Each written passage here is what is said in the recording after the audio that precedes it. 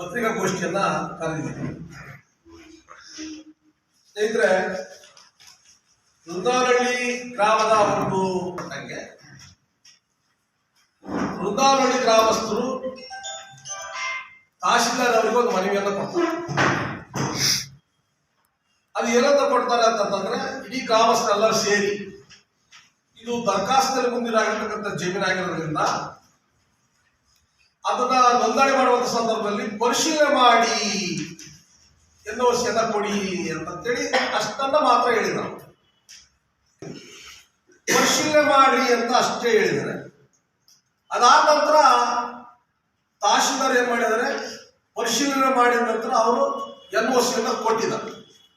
ಕೊಟ್ಟಾದ ಮೇಲೆ ನೋಂದಣಿ ಬರೋ ಸಂದರ್ಭದಲ್ಲಿ ಅಬ್ಜೆಕ್ಷನ್ ಕೊಟ್ಟಂತ ಸಂದರ್ಭದಲ್ಲಿ ಏನಾಗ್ತದೆ, ಪರಿಶೀಲನೆ ಮಾಡೋಕ್ಕೆ ಕಾಲಾವಕಾಶ ಬೇಕಾಗ್ತದೆ.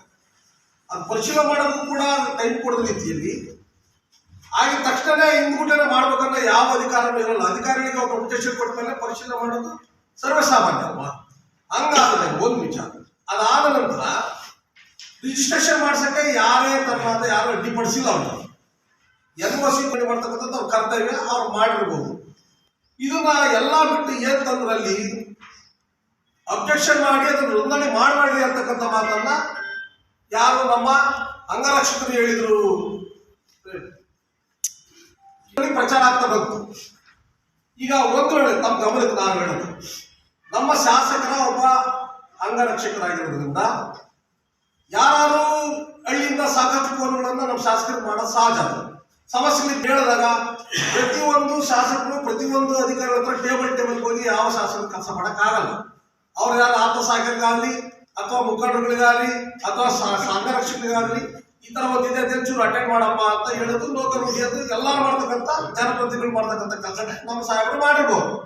ಆದ್ರೆ ಇದನ್ನ ನಮ್ಮ ಸಾಹೇಬರನ್ನ ಮತ್ತು ನಮ್ಮ ಶಾಸಕರ ಅಂಗರಕ್ಷಕರನ್ನ ತೇಜೋವಧ ಮಾಡುವಂತ ಉದ್ದೇಶ ಇಟ್ಕೊಂಡು ಅವ್ರ ಮೇಲೆ ಸುಮ್ಮನೆ ಇಲ್ಲ ಸರದ ಆರೋಪಗಳನ್ನ ಮಾಡಿ ಇದನ್ನ ದೊಡ್ಡ ಪ್ರಚಾರ ಮಾಡಿ ಶಾಸಕರಿಂದಲೇ ಇಡೀ ತಾಲೂಕಾಡಳಿತ ವ್ಯವಸ್ಥೆನ ಹದಗೆಟ್ಟಿದಂತಕ್ಕಂಥದ್ದನ್ನ ಅಪಪ್ರಚಾರವನ್ನ ಮಾಡಿ ಇದನ್ನ ನಮ್ಮ ಶಾಸಕರಿಗೆ ಕೆಟ್ಟ ಹೆಸರನ್ನು ಬರುವಂತ ಕುತಂತ್ರ ಮಾಡಬೇಕನ್ನೋ ದುರುದ್ದೇಶ ಇಟ್ಟುಕೊಂಡೆ ಕೆಲವರು ಮಾಡಿರ್ತಕ್ಕಂಥದ್ದನ್ನ ತಮ್ಮ ಗಮನಕ್ಕೆ ಬಯಸ್ತಾ ಇದ್ದೀವಿ.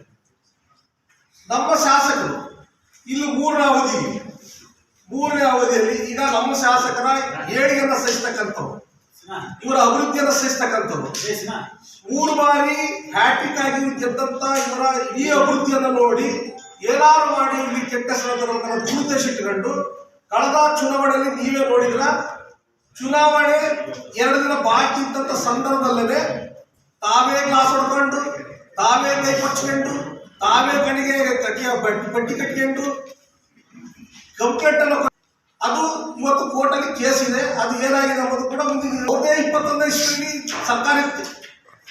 ಇವನ ಹೋಗಿ ಹೊಡೆದ್ಬಿಟ್ಟು ಹಿಡ್ಕೊಂಡು ಆಫೀಸ್ನಲ್ಲಿ ಆನ್ ಡ್ಯೂಟಿಯಲ್ಲಿ ಇದ್ದಂತ ಒಬ್ಬ ಅಧಿಕಾರಿನ ಮ್ಯಾನ್ ಹ್ಯಾಂಡಲ್ ಮಾಡಿದ ಮೇಲೆ ಅವತ್ತು ಒಂದು ಬೇರೆ ಪರಿಣಾಮ ತಿರುಗ್ತಾ ಇತ್ತು. ಅವತ್ತು ಒಂದು SC/ST ಜಗಳ ಆಗ್ತಕ್ಕಂಥ ಒಂದು ಕ್ರಿಯೇಟ್ ಆಗ್ತಿತ್ತು. ಆದ್ರೆ ನಮ್ಮ ಸಾಹೇಬರು ಅದಕ್ಕೆ ಆಸ್ಪದ ಕೊಡೋ ರೀತಿಯಲ್ಲಿ ಒಬ್ಬ ಅಧಿಕಾರಿ ಮೇಲೆ ಮಾಡತಕ್ಕಂಥದ್ದು ಪಕ್ಷ ಅಂತ ಹೇಳಿ ಅವತ್ತೇ ದಂಗೆ ಎದ್ದಂಥ ಸಮುದಾಯದ ಸಮಾಧಾನ ಮಾಡಿ ಇಡೀ ಕ್ಷೇತ್ರದಲ್ಲಿ ಕೂಡ ಅಂತ ಅಹಿತಕರ ನಡಿಬಾರದ ಉದ್ದೇಶ